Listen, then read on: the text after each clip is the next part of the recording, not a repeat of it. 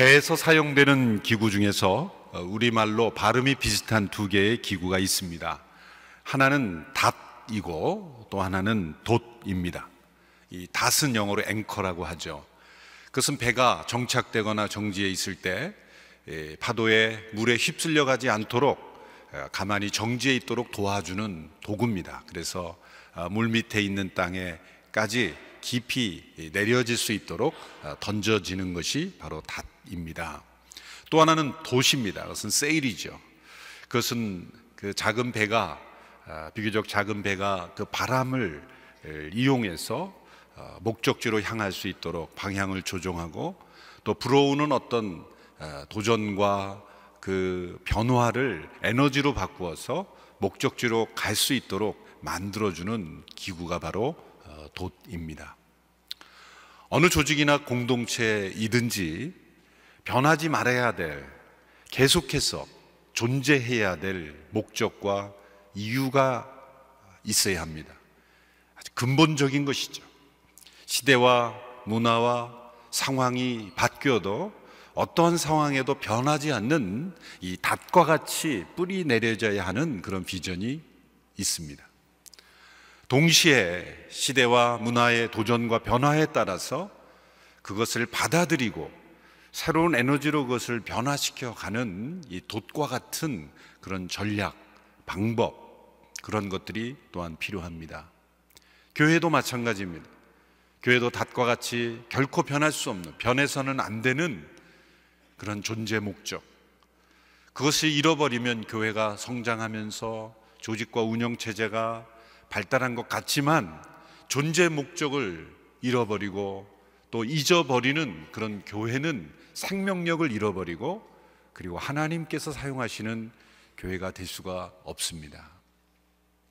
오늘 우리가 함께 읽은 이 본문의 말씀은 출애굽한 백성들에게 주신 말씀이지만 오늘 이 시대의 교회의 존재 목적을 가르쳐 주시는 아주 중요한 말씀입니다. 성경의 모든 말씀들이 다 중요하지만 오늘 우리가 함께 읽은 출애굽기 19장, 특별히 5절, 6절 말씀, 이 본문의 말씀은 우리 평생의 신앙생활 그리고 오고는 모든 교회의 중요한 존재 목적, 흔히 기업이나 사회에서는 비전 선언문이라는 말을 하기도 하죠. 미션 스테이트먼트, 또 비전 스테이트먼트, 그런 사명 선언문 혹은 비전 선언문이라고 말할 수 있는 교회의 사명 선언, 교회의 비전 선언, 교회의 존재 목적이라고 말할 수 있는 그런 아주 중요한 말씀입니다. 이 말씀을 통해서 교회의 정체성 그리고 교회의 존재 목적을 우리가 다시 한번 분명히 깨닫고 이 말씀이 닷과 같이 온누리교회의 라는 그 배가 항해하는 데 있어서 견고하게 그 뿌리 내려져 있는 그 비전이 되어야 할 줄로 믿습니다. 이 말씀은 출애굽한 백성들이 3개월째 되었을 때 시내 광야에 도착했을 때 하나님께서 모세를 통해 주신 말씀입니다. 우리가 이 광야 여정을 겪고 있는 이스라엘 백성들을 생각하면서 늘 질문을 던져야 하는 것은 하나님께서 왜 이들을 인도하실 때 애굽에서 나온 직후에 가나안으로 빠르게 이동할 수 있는 지중해 연안의 해변길로 인도하지 아니하시고 남동쪽에 있는 여러 광야, 신광야 또 이 시내 광야, 이 광야를 거쳐서 돌아가는 그 힘들고 어려운 길로 인도하셨는가라는 질문을 우리는 계속해서 던져야 합니다. 쉽고 빠르고 희생 없이 고생하지 않고 갈 수 있는 길이 있음에도 불구하고 하나님은 어렵고 힘들고 고통스러운 그런 광야의 길로 인도하시다는 것이죠. 그 이유는 무엇입니까? 그것은 한 가지 목적입니다. 하나님께서 그들로 하여금 왜 출애굽을 하게 하셨는가?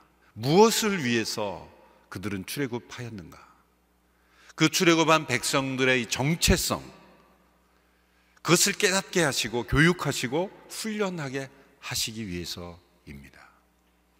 어쩌면 이스라엘 백성들은 출애굽한 이후에 도대체 우리가 어디로 가고 있는 것인가?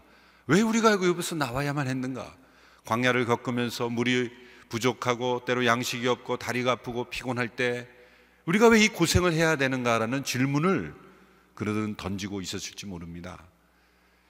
3개월 전에 그들은 애굽에서 그 애굽의 위협과 그 학대 속에 어떻게 하면 이것을 벗어날 수 없을까 그렇게 한탄하며 울부짖었는데 그 3개월 전의 기억은 잊어버리고 왜 우리가 이 광야의 고생을 도대체 해야 되는 것인가 그런 질문을 던지면서 그들은 자신들의 정체성에 대해서 의문을 제기했을 것입니다.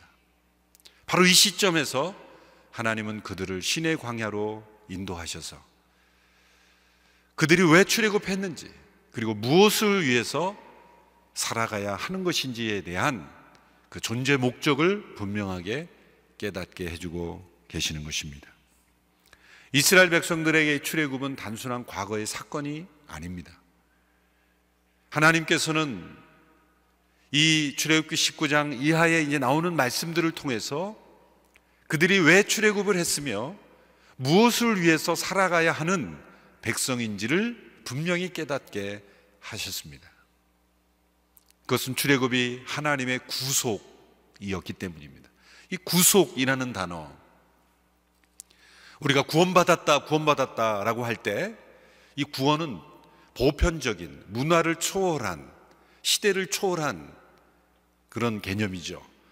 그런데 이 구속이라고 할 때는 보다 더 문화적 의미가 내포되어 있는 단어입니다. 구원이란 무엇인가라고 누군가 믿지 않는 분들이 여러분들에게 질문할 때 뭐라고 대답하시겠습니까? 당신 구원받았다고 하는데 구원이 뭐냐라고 할 때 그 의미를 어떻게 우리는 설명하겠습니까? 오늘 이 시대의 문화적인 용어로밖에 설명할 수 없지 않습니까? 근데 성경 시대에 사람들이 구원받았다라고 할 때 설명할 수 있는 단어는 구속이라는 단어였다는 거죠. 오늘 이 시대는 이 한글 발음으로 구속 그러면은 이 법원에 의해서 구속영장이 발부돼서 구속되는 그것으로 생각하는 그런 구속이 아니라 영어로 리뎀션이라고 번역되는 이 구속은 그 당시에 고대 근동의 문화적인 제도로 인한 용어였습니다. 이 구속이라는 단어는 여러 가지 문화적 상황에서 시대적 상황에서 쓰였는데 대표적인 케이스가 이 두 가지 케이스입니다. 하나는 친족 중 어느 한 사람이 경제적으로 어려워져서 빚을 많이 져서 빚을 갚지 못하게 되었거나 혹은 그 빚을 갚지 못해서 종으로 팔려갔든지 이 경제적인 문제로 인해서 속박되어 있을 때, 종이 되었거나 큰 빚이 돼서 파산되었을 때 가족이나 친척 중에서 나서서 그 친족의 경제적 문제를 해결해주고 빚을 갚아주고 혹은 대가를 지불해주고 그 사람을 종으로부터 자유케 해주었을 때 그때 그 사람은 구속자가 되는 거죠. 히브리어로 그러한 행위를 가리켜 이 가알이라는 단어를 쓰는데 그 행위를 하는 사람은 고엘이라는 용어로 썼습니다. 이른바 친족 보호자죠. 친족 구원자죠. 가족과 친족이 경제적으로 어려움을 겪었을 때 대가를 지불하고 그 상태에서 구원해 주는 것, 이것을 구속했다, 이런 단어를 그 당시 썼다는 거죠. 그 사람은 고엘이라는 사람이 되는 겁니다. 또 한 가지 케이스는 가족이나 친족 중에 있는 어느 남자가 아들을 낳지 못하고 죽게 되었을 경우에 그 당시의 문화는 여성은 자신의 이름으로 어떤 재산도 소유할 수 없었던 그런 시대였습니다. 그렇기 때문에 아들이 없이 죽게 된 가정은 모든 재산이 한꺼번에 법적인 근거를 잃어버리는 것입니다. 물론 그러면 오늘 이 시대의 사고방식으로는 여성도 재산을 소유할 수 있게 법을 바꾸면 되지 않느냐, 그건 물론 당연한 거죠. 근데 그 당시에는 세계관에는 그런 생각을 하지 못했기 때문에 어떤 그 문화가 만들어졌냐면 그 죽은 남자와 가장 가까운 가족이나 친척이 그 아내를 가족으로 맞이하여서 아들을 낳게 되면 그 자손이 그 아버지의 모든 재산을 이어감으로써 그 당시 홀로 된 여인과 가족을 보호함으로 재산을 유지하게 하는 그러한 문화와 풍습이 있었던 거죠. 이건 강제적인 법은 아니었습니다. 이것을 어기면 형사로 처벌되고 이런 것은 아니었어요. 이것은 도덕적인, 문화적인 그런 제도였기 때문에 사실은 사람들에게는 인기 없는 제도였습니다. 왜냐하면 많은 위험과 또한 대가를 지불해야 하는 그러한 제도였기 때문이죠. 성경에 보면은 룻기가 바로 그러한 제도를 배경으로 해서 룻이란 여인이 이방 여인, 모압 여인이었지만 그의 시어머니 나오미와 함께 왔던 남편이 그곳에서 죽고 베들레헴으로 돌아왔을 때 보아스라는 남자가 그 룻을 책임짐으로써 그 남편과 그리고 나오미의 남편의 모든 베들레헴의 재산이 보존되는 그런 일을 했다라고 할 때 보아스가 구속자가 된 겁니다. 고엘. 왜 성경에 그러한 이 구속의 문화들이 배경으로 깔려 있는가? 하나님께서 이스라엘 백성을 출애굽하신 사건을 하나님은 내가 너희를 구속했다라고 설명하고 계시기 때문이에요. 친족을 대가를 지불하고 희생함으로 보호하고 그들의 보호자가 되는 구속의 문화를 이용해서 하나님께서 이스라엘 백성을 출애굽하신 사건을 내가 너희를 구속했다라고 설명하고 계시는 것입니다. 하나님께서 출애굽하신 사건을 이스라엘을 구속하신 사건이다 라고 설명하는 것이요, 거기는 목적이 있습니다. 단지 이스라엘 백성이 노예 상태로부터 자유케 하는 것만이 목적이었다면 하나님은 출애굽하신 이후에 이제 너희들은 자유인이 됐으니 너희 마음대로 미래의 운명을 선택하고 살아라, 그리고 그냥 풀어주면 되는 거예요. 노예 상태에서 단지 자유로운 상태로 변화되는 것만이 목적이 아니었습니다. 하나님의 목적은 그들이 노예 상태에서 이제 하나님과 언약 관계를 맺고 사는 하나님의 백성으로 이끌어내시는 것이 목적이었기 때문이에요. 그래서 광야가 필요했고, 그래서 하나님께서 율법을 주셔야만 했고, 그들은 많은 시련을 겪어야만 했던 것입니다. 단지 자유케 하는 것만이 목적이었다면 너무나 간단한 거죠. 출애굽한 이후에 그냥 풀어주면 되는 겁니다. 그러나 하나님의 이 출애굽을 통해 이루신 구속의 목적은 하나님과 언약 관계를 맺은 백성, 하나님의 언약 백성으로 바꾸어 가시는 것이 하나님의 목적이었기 때문입니다.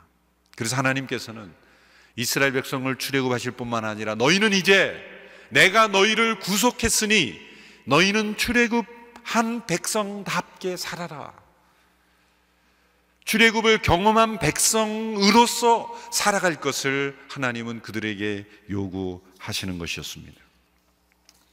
교회란 무엇입니까? 교회는 그리스도의 십자가로 구속받은 출애굽한 백성들입니다. 예수님은 유월절 만찬을 하시면서 그 유월절 만찬을 바로 자신의 죽음과 연결시키셨죠. 출애굽 때 이스라엘 백성들을 구속할 때 사용되었던 표지가 되었던 어린 양의 희생이 바로 예수 그리스도의 십자가의 희생을 미리 보여주는 것이었기에, 바로 출애굽은 우리 모두가 다 예수님의 피로 구속되는 것을 의미하는 것이었습니다. 우리가 예수님을 믿는다는 것은 출애굽한다는 것입니다. 예수님이 나를 대신하여 죽으셨다는 것은 어린 양의 피로 구속받은 출애굽한 백성들이 된다는 것을 의미하는 것이죠. 교회는 그리스도의 피로 구속받은 공동체입니다. 그렇다면 단지 우리 죄를 용서하시는 것으로 끝나시는 것이 아니라, 우리를 죄로부터 자유케 하시는 것으로 끝나는 것이 아니라 하나님과의 관계가 있는 언약의 관계 속에 들어가는 백성으로 우리를 인도하신다는 거예요. 그러므로 구속받은 공동체인 교회는 도대체 왜 존재하는 것이며 무엇을 위해서 존재하는 것일까? 오늘 이 질문에 대한 대답을 주시는 말씀이 오늘 출애굽기 19장 1절로 8절의 말씀입니다. 하나님께서는 시내 광야의 그 백성들을 모으셔서 왜 너희들이 출애굽했으며 무엇을 위해서 존재하는지를 그들에게 가르쳐주고 계십니다.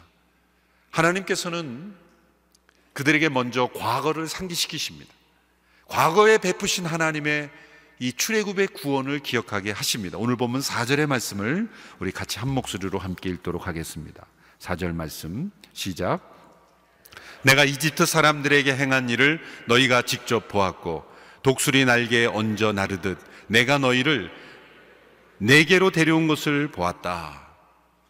하나님께서 행하신 일을 독수리의 날개에 얹어서 너희를 나르듯 너희를 인도하였다. 하나님의 은혜로 그들이 출애굽할 수 있었던 것이 얼마나 전능하신 하나님의 능력으로 이루어진 그런 은혜인지를 깨닫게 하고 계시는 거예요. 이스라엘 백성들이 어떤 능력, 노력, 그들의 어떤 투쟁, 그들의 어떤 공로로 이루어진 것이 아니라 독수리의 날개로 얹어 나르듯 전적으로 하나님의 전능하신 능력으로 이루어진 은혜라는 거죠. 그 과거의 은혜를 하나님은 기억하게 하십니다. 하나님께서는 그 백성에게 순종을 먼저 요구하시지 않고 그들에게 먼저 은혜를 먼저 베푸시는 하나님이심을 말씀해 주고 있는 것입니다. 이 말씀이 왜 중요합니까? 이후에 나오는 하나님의 요구의 근거가 되는 거예요. 하나님께서는 우리에게 율법을 강요하심으로 너희가 이 율법을 지키면 내가 너희를 내 백성으로 맞이해 주겠다라는 하나님이 아니십니다. 하나님께서는 우리를 택하시고 독수리의 날개에 얹어서 우리를 나르듯 우리를 구원하시고 그런 하나님의 은혜를 우리에게 베풀어 주신 이후에 우리에게 너희는 이렇게 살으라고 요구하시는 분이에요. 순종을 먼저 요구하지 아니하시고 풍성한 은혜를 먼저 요구하시는 하나님이십니다. 많은 분들이 구약과 신약의 차이를 오해합니다. 구약에서는 율법을 지킴으로 구원을 받았던 시대고 신약은 그저 율법과 상관없이 믿음으로 은혜로 구원 얻는 시대라고 이렇게 단편적으로 이해하는 것은 완전히 성경을 오해하는 것이고 성경을 왜곡하는 것이죠. 구약 시대에도 우리는 은혜로 구원을 얻었고 구약 시대에도 우리는 믿음으로 의롭게 된 것입니다. 하나님은 우리에게 먼저 구원과 그 은혜를 베풀어 주시고 그 이후에 순종을 요구하시는 거예요. 율법은 구원의 조건이 아니라 하나님의 은혜에 대한 응답으로 우리에게 주어진 거예요. 하나님은 먼저 출애굽의 은혜를 베풀어 주시고 그리고 나서 너희는 이렇게 살아라 라고 순종을 요구하시는 거죠. 하나님께서 우리에게 주시는 모든 명령, 요구, 그것은 우리에게 부담이 되어서 안 되는 것은 그것은 우리에게 과거에 베푸신 하나님의 은혜가 있기 때문입니다. 우리가 믿음으로 살아가는 삶이 힘들고 부담스럽고 그리고 하나님과의 동행이 버겁게 될 때는 언제나 우리는 과거에 우리에게 하나님께서 어떤 은혜를 베풀어 주시는지 그 은혜를 기억하는 것으로부터 출발해야 한다는 것이죠. 하나님은 오늘 그렇게 하고 계시는 겁니다. 먼저 과거에 베푸신 하나님의 은혜를 기억하게 하십니다. 또한 두 번째로 미래를 내다보게 하십니다. 미래에 이루실 하나님의 계획, 그것은 선교의 계획입니다. 미래에 이루실 하나님의 선교를 바라보게 하십니다. 5절의 말씀을 우리 같이 함께 읽어보겠습니다. 5절 말씀 시작. 이제 너희가 내게 온전히 순종하고 내 언약을 지키면 너희는 모든 민족들 가운데 특별한 내 보물이 될 것이다. 온 땅이 다 내 것이지만, 이게 후반부에 보면 모든 민족들이란 단어가 나오고 온 땅이 다 내 것이지만 이렇게 나오는데 이 단어는 온 땅이 다 내 것이기 때문에 라는 단어로 번역하는 것이 더 정확합니다. 자, 하나님께서는 출애굽한 백성들에게 지금 시내 광야에 있는 백성들 아닙니까? 주변에 산과 광야밖에 보이지 않는 그 지역에서 하나님은 그들이 360도를 바라보게 하시는 거예요. 모든 민족, 온 땅을 바라보는 안목을 그들에게 말씀하시는 거예요. 모든 민족, 그리고 온 세상을 향한 하나님의 관점을 그들에게 가르쳐 주시는 것입니다. 그 가운데 너희는 특별한 내 보물이다 라고 말씀하시는 거예요. 그러나 그 특별한 관계는 모든 민족과 온 세상이라는 그 온 세계적인 안목에서만 해석될 수 있는 거예요. 여기서 하나님께서 언약이라는 단어를 말씀하시죠.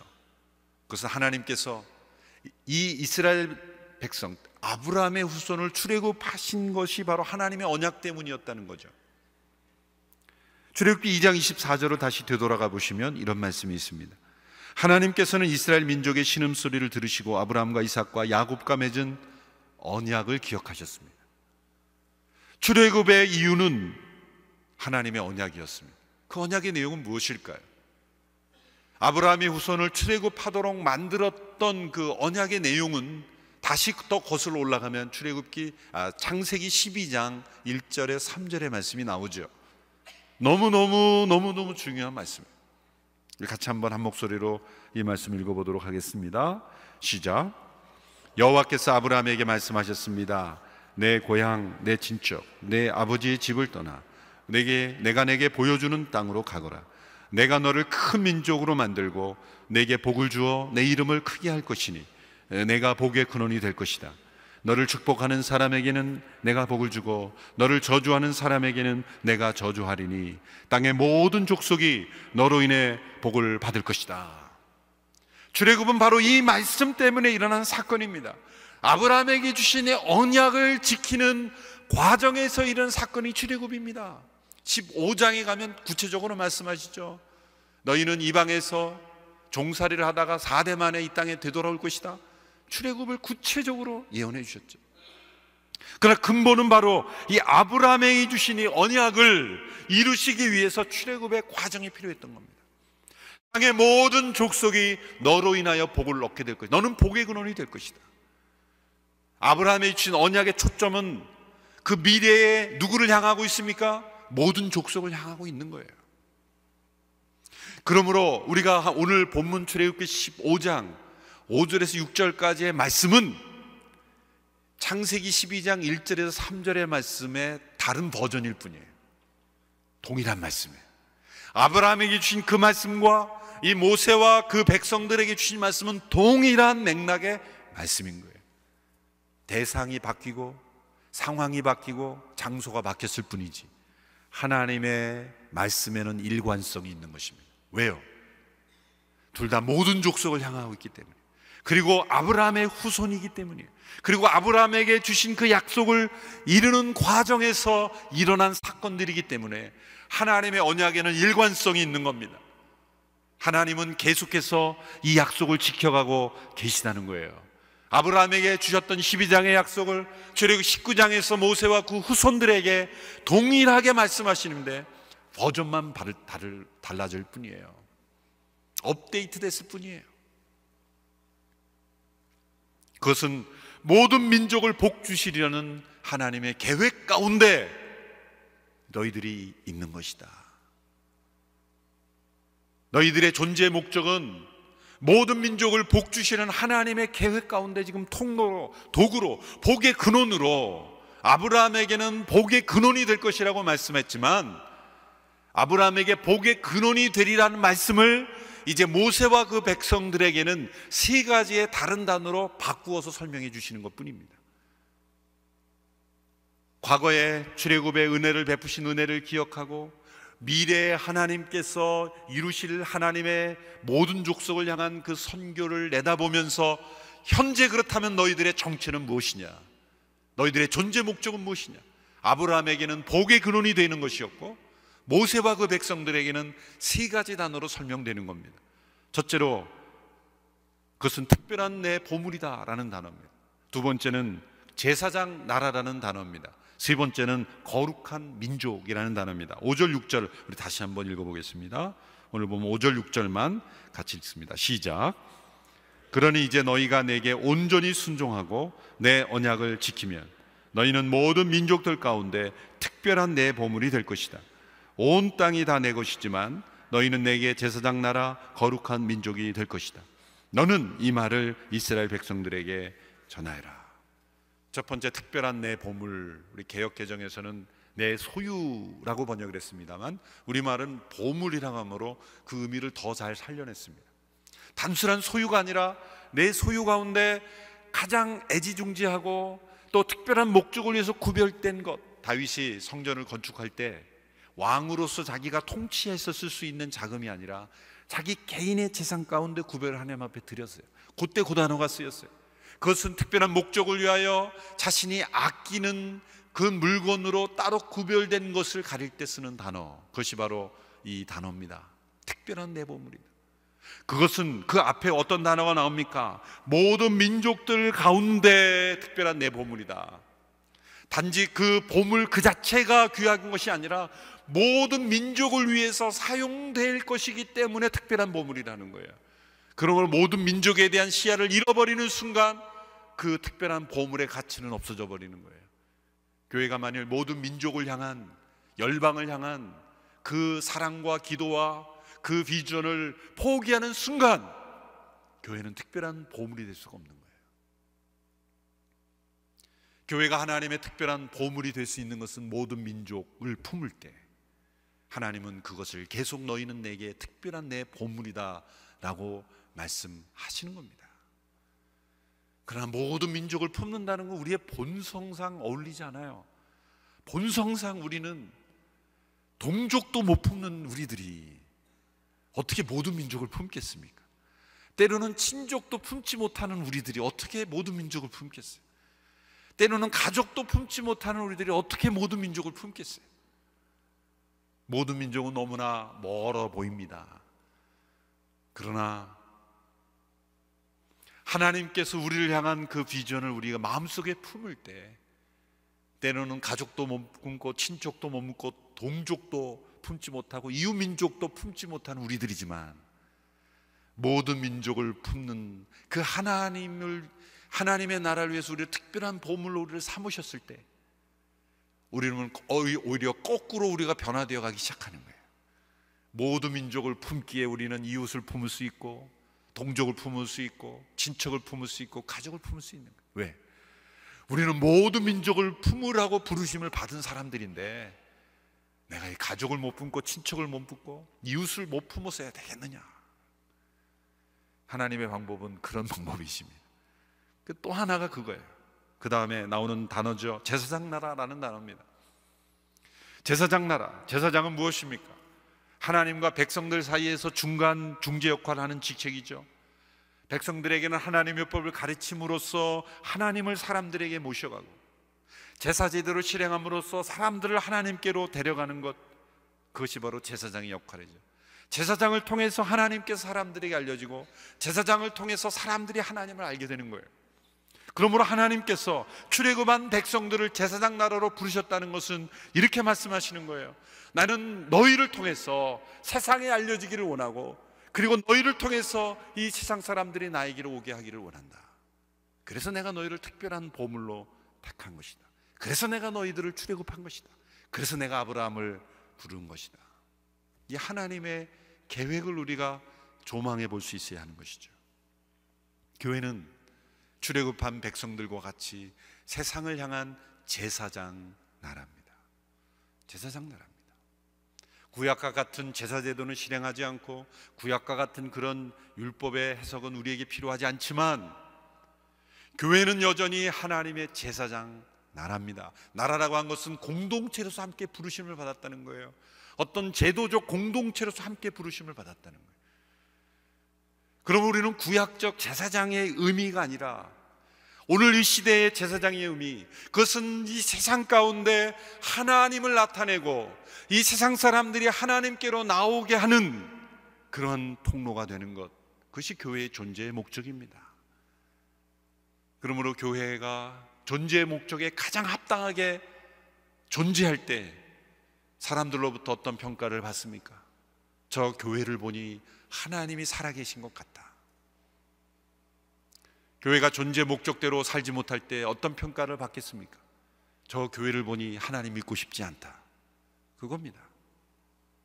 구약에서도 하나님께서 제사장들에게 때로 엄격한 징벌을 내리신 것은 그 제사장의 선택과 행동에 따라 사람들에게 나타내야 될 하나님의 영광이 가려졌기 때문이에요. 그러므로 교회에 대한 세상의 평가가 너무 가혹하다고 얘기할 필요 없습니다. 하나님께서 구약의 제사장들을 얼마나 엄격하게 다루셨는지를 생각하면 많이 봐주시는 거라고 생각해야 돼요. 우리가 제대로 하면 되는 거예요. 왜 세상이 교회를 자꾸 비난하냐, 그렇게 얘기할 필요 없어요.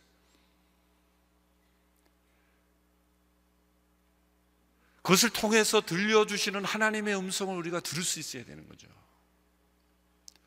그러므로 다른 세상의 기관들이 행한 것보다 교회는 더 엄격하게 세상은 우리를 볼 거예요. 왜? 거기에는 놀랍게도 그런 믿음이 포함되어 있는 거예요. 저 사람들은 하나님을 믿는 사람들이고 이렇게 살아야 된다라고 세상 사람 안 믿는 사람들도 알고 있어요. 그건 뒤집어 말하면 그들에게도 믿음이 있다는 거예요. 저 어느 책을 읽어보니까 이런 얘기가 나오더라고요. 어느 교회 옆에 술집이 있었는데 그 밤마다 그 술집에서 시끄럽게 그 음악 틀고 술 먹고 나오는 사람들 때문에 이 교회 성도들이 이 예배 때 이게 방해가 되는 거예요. 저녁 모임에. 그래서 몇몇 성도들이 저 술집이 불이 나서 없어지든지 망하든지 해달라고 확 간절히 기도한 거예요. 근데 진짜 불이 난 거예요. 불이 난 술집이 없어졌어요. 술집 주인이 교회를 고소한 겁니다. 교회가 불나라고 기도해서 우리가 불났다. 그래서 이제 고소를 했거든요. 그랬더니 그 담임 목사님이 가서 법원에 가서 디펜스를 했다는 거예요. 그게 말이 되느냐? 불나라고 기도한다고 불난 거냐? 그게 불이 나게 문제가 있었으니까 불이 난 거지. 그렇게 막 항변한 거예요. 그랬더니 판사가 하는 말이 술집 주인은 믿음이 있고 목사는 믿음이 없습니다. 그 술집 주인은 믿음이 있는 거예요. 저 사람들이 기도해서 우리가 불났다. 그러니까 교회를 욕하고 비난하는 사람들은 사실은 믿음이 있는 거예요. 그 마음속에. 하나님이 계시고 저 사람들이 하나님을 믿는다면 이렇게 살아야 되지 않느냐.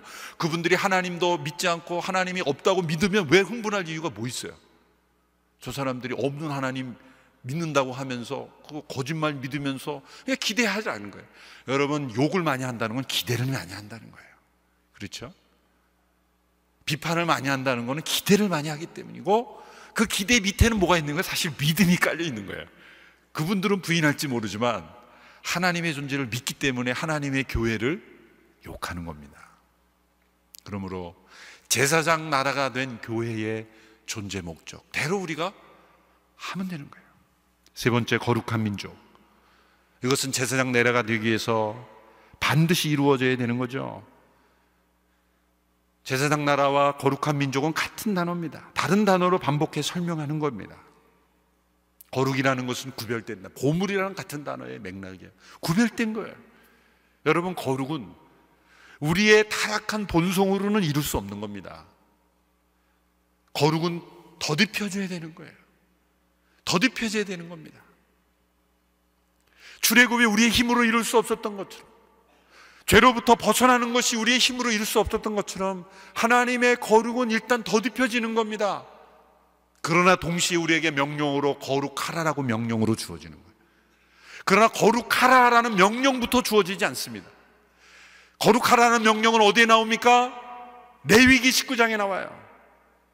레위기 19장은 순서적으로 보면 출애굽기 19장 다음입니다. 왜 창세기, 출애굽기, 레위기, 민수기, 신명기가 됩니까? 왜 거룩하라라는 19장, 레위기 19장 이전의 명령이 레위기 부분에 나오는지 아십니까? 레위기는 지금 이 출애굽기 19장의 말씀을 받는 동일한 위치에서 받은 말씀이에요. 이스라엘 백성들 시내 광야에 약 1년 동안 머무르면서 율법을 받고 성막을 짓고 준비한 다음에 출발합니다. 거룩하라는 명령 이전에 하나님께서 더듬혀 주시는 거룩이 있는 겁니다. 그러나 우리는 거룩을 추구해야 되는 거예요. 그런데 놀라운 것은 우리가 거룩을 추구하고 노력하는 것 자체도 하나님의 은혜라는 거죠. 어떤 분은 하나님 100% 우리 100%라고 말하는데 사실은 그거는 논리적으로는 맞는 것 같지만 실제적으로는 아니죠. 왜 그렇습니까? 하나님의 개입과 인간의 책임을 동등하게 볼 수는 없는 거예요. 우리가 노력할 수 있는 모든 것도 다 하나님의 은혜이기 때문이에요.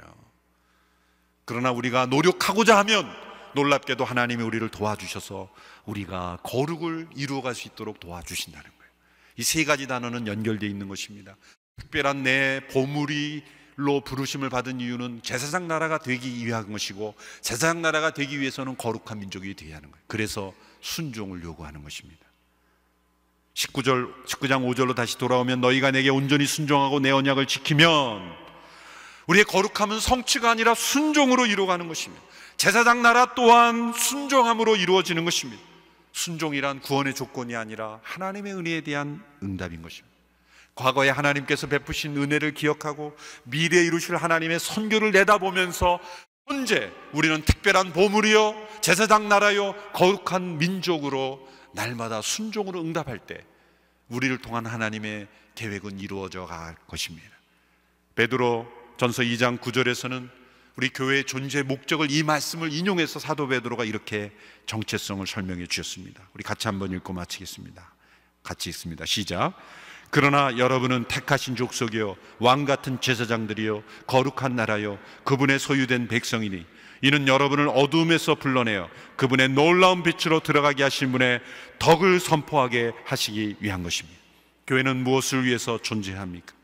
그리스도의 십자가로 구속받은 과거의 은혜를 날마다 기억하며 미래 모든 민족을 바라보시는 하나님의 선교를 내다보며 현재 우리의 사명, 우리의 존재 목적은 우리는 특별한 보물로 제사장 나라로 그리고 거룩한 민족으로 주님 앞에 순종해 가는 것입니다.